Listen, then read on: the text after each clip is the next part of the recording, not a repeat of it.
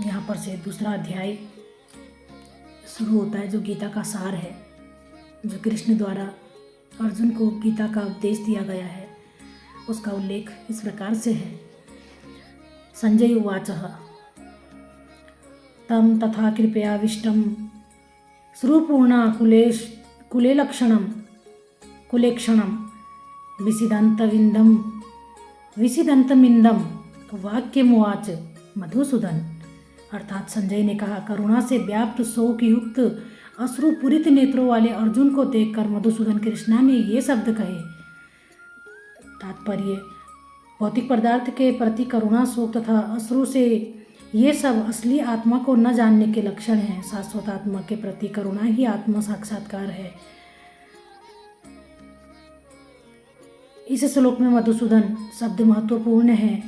कृष्ण ने मधु नामक असुर का वध किया था और अब अर्जुन चाह रहे हैं कि कृष्ण उस अज्ञान रूपी असुर का वध करें जिसने उन्हें कर्तव्य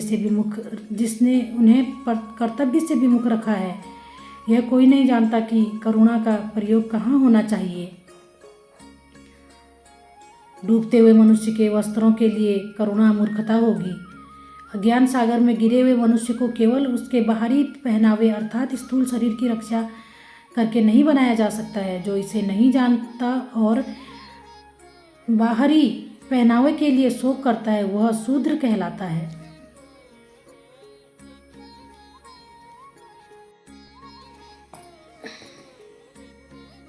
अर्थात वह वृथा की शोक करता है। अर्जुन तो क्षत्रिय थे, अतः उनसे ऐसे आचरण की आशा न थी, किंतु भगवान कृष्ण ज्ञानी पुरुष के शोक को विनष्ट कर सकते हैं और इसी उद्देश्य से उन्होंने भगवत गीता का उपदेश दिया। यह अध्याय हमें भौतिक शरीर तथा आत्मा के विश्लेषिक अध्ययन द्वारा आत्म साक्षात्कार का उपदेश देता है, जिसकी व्याख्या परम अधिकारी भगवान कृष्ण द्वारा की गई है। यह साक्षात्कार तभी संभव है जब मनुष्य निष्काम भाव से कर्म करे और आत्मबोध को प्राप्त हो।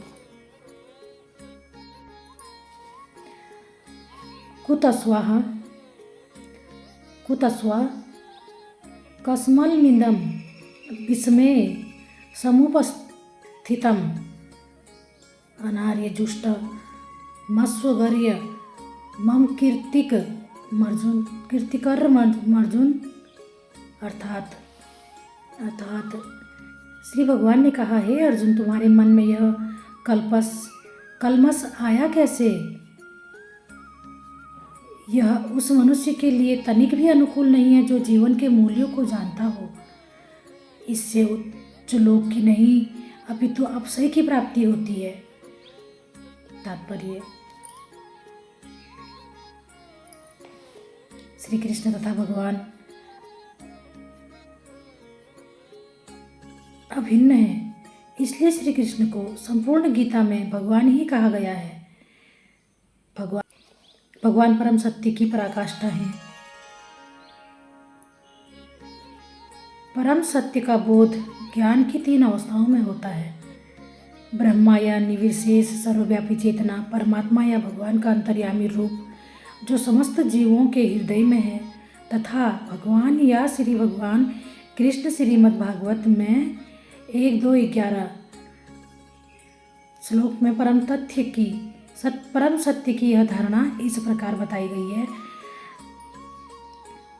वंदित तत्व विधि सत्तत्व वंदित तत्व विधि सत्तत्व यज्ञानम त्यम ब्रहोति परमात्मेति भगवानिति शब्दधे। परम सत्य का ज्ञाता परम सत्य का अनुभव ज्ञान की 3 अवस्थाओं में करता है और ये अवस्थाएं एक रूप हैं। ये ब्रह्मा, परमात्मा और भगवान के रूप में व्यक्त की जाती हैं। इन 3 दिव्य पक्षों को सूर्य के दृष्टांत द्वारा समझाया जा सकता है, क्योंकि उनके भी 3 भिन्न भिन्न पक्ष होते हैं, यथा धूप प्रकाश, सूर्य की सतह तथा सूर्यलोक। स्वयं जो सूर्य के प्रकाश का अध्ययन करता है वह नौसिखिया है जो सूर्य की सतह को समझता है। वह कुछ आगे बढ़ा हुआ होता है, और जो सूर्य की सतह को समझता है वह कुछ आगे बढ़ा हुआ होता है, और जो सूर्यलोक में प्रवेश कर सकता है वह उत्तम ज्ञानी है। जो नौसिखिया सूर्य प्रकाश, उसकी विश्वव्याप्ति तथा उसकी निर्विशेष प्रकृति के अखंड तेज के ज्ञान से ही तुष्ट हो जाता है, वह उस व्यक्ति के समान है जो परम शक्ति के ब्रह्मा रूप को ही समझ सकता है। जो व्यक्ति कुछ अधिक जानकार है वह सूर्य गोले के विषय में जान सकता है, किंतु तुलना परम सत्य के परमात्मा स्वरूप से ही की जाती है। जो व्यक्ति सूर्यलोक के अंतर में प्रवेश कर सकता है उसकी तुलना उससे की जाती है जो परम सत्य के साक्षात रूप की अनुभूति प्राप्त करता है। अतः जिन भक्तों के ने परम सत्य के भगवान स्वरूप का साक्षात्कार किया है वे सर्वोच्च आध्यात्मवादी हैं। यद्यपि परम सत्य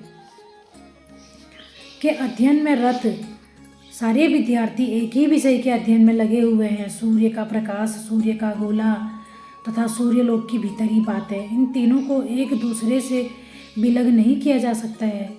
फिर भी तीनों अवस्थाओं की अद्वैता एक ही श्रेणी के नहीं होते हैं। संस्कृत शब्द भगवान की व्याख्या व्यासदेव के पिता पराशर मुनि ने की है। समस्त धन, शक्ति, यश, सौंदर्य, ज्ञान तथा त्याग के युक्त परम सुख भगवान कहलाता है। ऐसे अनेक व्यक्ति हैं जो अत्यंत धनी हैं, अत्यंत शक्तिमान हैं, अत्यंत सुंदर हैं और अत्यंत विख्यात विद्वान तथा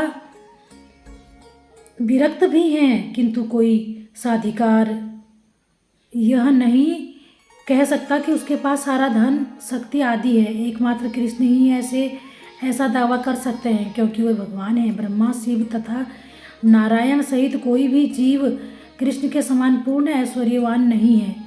अतः ब्रह्मा संहिता में स्वयं ब्रह्मा जी का निर्णय है कि श्री कृष्ण स्वयं भगवान है। ना तो कोई अनेक तुल्य हैं और ना तो कोई उनके तुल्य है और ना उनसे बढ़कर है। वे आदि स्वामी या भगवान है, इसलिए गोविंद रूप में वे जाने जाते हैं और समस्त कारणों के परम कारण हैं। ईश्वर परमः कृष्णः सच्चिदानंद विग्रह। ईश्वर परम कृष्ण सच्चिदानंद विग्रह अनादिरादि गोविंदः सर्व कारणानां। ऐसे अनेक पुरुष हैं जो भगवान के गुणों से युक्त हैं, किंतु कृष्ण परम हैं, क्योंकि उनसे बढ़कर कोई नहीं है। वे परम पुरुष हैं और उनका शरीर सच्चिदानंदमयी है। वे आदि भगवान गोविंद हैं और समस्त कारणों के कारण हैं। ब्रह्मा संहिता के 5वें अध्याय के एक श्लोक भागवत में भगवान के नाना अवतारों की सूची है, किंतु कृष्ण को आदि भगवान बताया गया है, जिनसे अनेक अवतार तथा ईश्वर का विस्तार करते हैं। एते चांचकलाः पुंसः कृष्णस्तु भगवान स्वयं इंद्रिव्याकुलं लोके मृडयन्ति युगे युगे।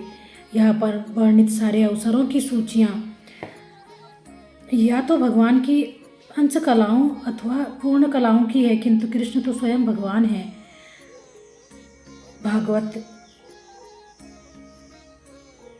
कथा महापुराण में स्कंद 1 के 3 अध्याय के 28वें श्लोक में ये बताया गया है। अतः कृष्ण आदि भगवान परम सत्य परमात्मा तथा निर्विशेष ब्रह्मा दोनों के उद्गम हैं। भगवान की उपस्थिति में अर्जुन द्वारा स्वजनों के लिए शोक करना सर्वदा अशोभनीय है। अतः कृष्ण ने कुतः शब्द से अपना आश्चर्य व्यक्त किया। आर्य जैसी सभ्य जाति के किसी व्यक्ति से ऐसी मलिनता की उम्मीद नहीं की जाती।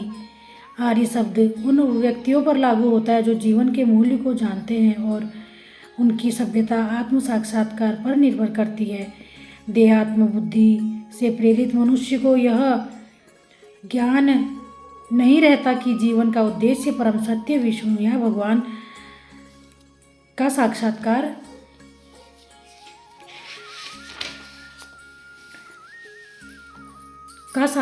है। वे तो भौतिक जगत के ब्रह्मा स्वरूप से मोहित हो जाते हैं, अतः वे यह नहीं समझ पाते कि मुक्ति क्या है। जिन पुरुषों को भौतिक बंधन से मुक्ति का कोई ज्ञान नहीं होता वे अनार्य कहलाते हैं।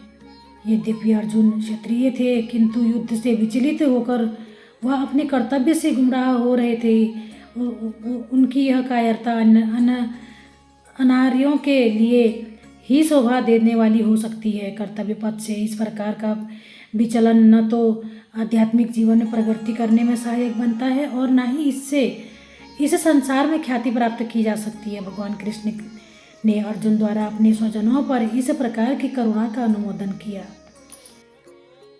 कैलव्यम मा स्म गमः पार्थ नैतत्वयु पपधते शूद्र हृदय दौर्बल्यः त्यक्त्योत्तिष्ठः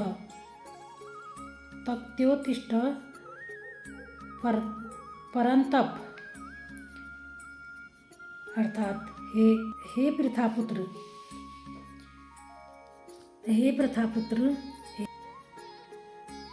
इस हीन नपुंसकता को प्राप्त मत हो, यह तुम्हें शोभा नहीं देती। हे शत्रुओं के दमन करता, हृदय की शूद्र दुर्बलता को त्याग कर युद्ध के लिए खड़े हो जाओ। तात्पर्य, अर्जुन को प्रथापुत्र के रूप में संबोधित किया गया है। प्रथा कृष्ण के पिता वासुदेव की बहन थी, अतः कृष्ण के साथ अर्जुन का रक्त संबंध था।